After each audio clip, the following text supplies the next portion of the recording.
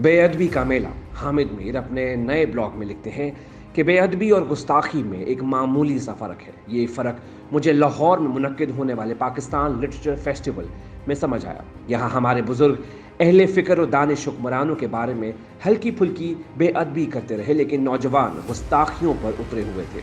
इस अदबी मेले में एक तरफ तो नई और पुरानी नस्ल में मुकालमा चल रहा था और दूसरी तरफ मायूसी के मुकाबले में उम्मीद भी खड़ी नजर आई। 3 दिन के इस मेले में मोहम्मद अहमद शाह और उनकी टीम ने अदब, सकाफत, आर्ट और मौसीकी को अलहमरा आर्ट्स काउंसिल में यकजा कर दिया था। और मैं ये सोचता हुआ इस्लामाबाद को लौटा कि जिस मुल्क में इतना अच्छा अदब तख्लीक हो रहा है, वहाँ अच्छी मईशत क्यों तख्लीक ना हो सकी। इस अदबी मेले के इफ्तिताही इजलास में हमें अमजद इस्लाम अमजद साहब के साथ बैठना था। 10 फरवरी को जुम्मे के दिन इजलास में पहुंचे तो अमजद इस्लाम अमजद साहब की वफात का पता चला, जिसने सबको उदास कर दिया। इजलास में अमजद साहब की कुर्सी को खाली रखा गया और अनवर मकसूद साहब ने अपने कलीदी खुतबे में अपने दोस्त की जुदाई के दुख को उम्मीद की ताकत में बदल दिया। अनवर मकसूद साहब की बातों ने इस अदबी मेले का एक रुख मुतय्यन कर दिया। हुक्मरानों पर इनके तंज में मुसलसल बेअदबी नजर आई और नौजवानों की तालियों की गूंज में गुस्ताखी बढ़ती गई। अनवर मकसूद ने कहा कि हुकूमत कहती है वो तुर्की और शाम के ज़लज़ले में दबे लोगों के साथ खड़ी है, लेकिन पाकिस्तान में महंगाई के बोझ तले दबे अवाम के सामने बैठी हुई है।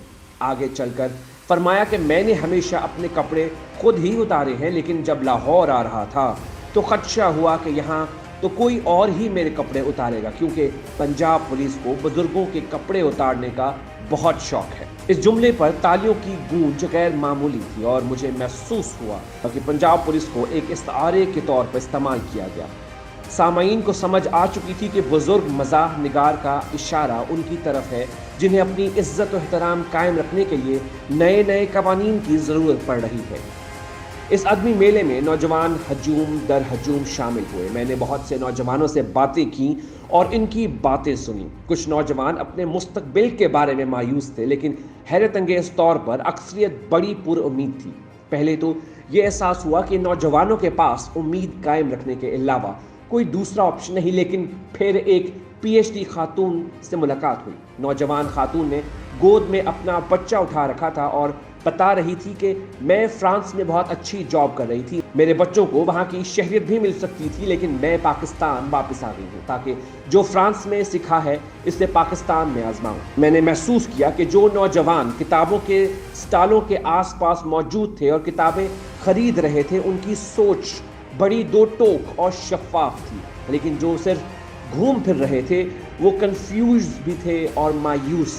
जितना रश गुलकार अली जफर के म्यूजिक कॉन्सर्ट, अदाकार शान के साथ होने वाली गुफ्तगू और सुहेल अहमद के साथ मनाई गई शाम में था, उतना ही रश अल्ताफ हसन कुरैशी, आसमा शिराजी, इरफान सिद्दीकी, फतेह मोहम्मद मुल्क, डॉक्टर शाहिद सदीकी, अहमद सलीम, इरफान जावेद और फवाद हसन फवाद की किताबों की तकारीब रूनुमाई में भी था।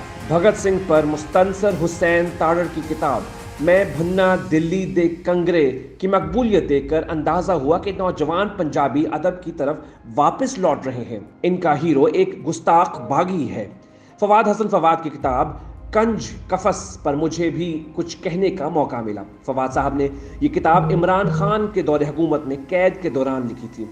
इस किताब में उनकी गज़लों और नज़मों को पढ़कर पाकिस्तान के निज़ाम इंसाफ पर रोना आता है। फवाद हसन फवाद ग्रेड 22 के सरकारी अफसर थे। इमरान खान की हुकूमत में उन्हें नवाज शरीफ और शहबाज शरीफ के खिलाफ वादा मुआफ गवाह बनाने की कोशिश की गई, लेकिन उन्होंने इनकार कर दिया। अदालतों में उनके खिलाफ कोई सबूत पेश न किया गया, लेकिन उसके बावजूद वो एक तवील अरसा पाबंदे सलासल रहे और कुंज कफस में बैठकर ये सदा देते रहे, तुम्हारे अहद को अहदे अजाब लिखूंगा, मेरा ये अज़म है आली जिनाब लिखूंगा। फवाद हसन फवाद ने अपनी शायरी में एक अमीर शहर को बार बार ललकारा है। ये अमीर शहर कोई फ़र्द नहीं बल्कि एक अंदाज़े फ़िक्र है, और ये अंदाज़े फ़िक्र उनका है जो वतन अजीज़ के असल हुक्मरान हैं। उन असल हुक्मरानों से गुजारिश है कि होश के नाखुन लें, पाकिस्तान के आइन से मत खेलें। आज वो सब ना करें जो कल फवाद हसन फवाद के साथ होता रहा। कंज कफस میں فواد حسن فواد کی ایک وارننگ دراصل پاکستان کے ان نوجوانوں کے دلوں کی ترجمانی کرتی ہے جو کسی ایک جماعت کے ساتھ نہیں صرف پاکستان کے ساتھ کھڑے ہیں اور بے ادبی سے گستاخی کی طرف بڑھ رہے ہیں۔ کڑی تھی دھوپ مگر اب تو شام ہونے کو ہے، یہ ظلم و جبر کا موسم تمام ہونے کو ہے، تیرے فراق کے موسم بھی ختم ہونے کو ہے، طویل رات کا بھی اختتام ہونے کو ہے۔